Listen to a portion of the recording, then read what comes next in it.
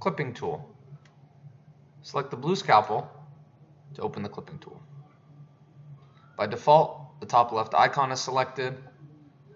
Tap and drag on the screen. Then select the side of the line you'd like to remove. One finger to rotate, and select the slide bar next to the clipping tool to scroll through the clipping plane. You can continue to remove structures or peel structures away as you normally would. To restore the cut, return to the clipping tool menu and select the circle arrow to undo.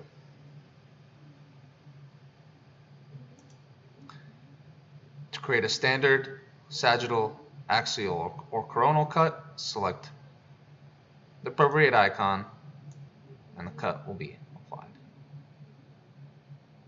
To flip which side of the body is removed, select the back and forth arrow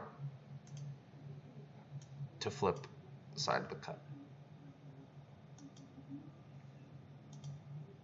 For these standard cuts, only one clipping plane can be applied at one time, but with the custom plane, up to 7 clipping planes can be applied.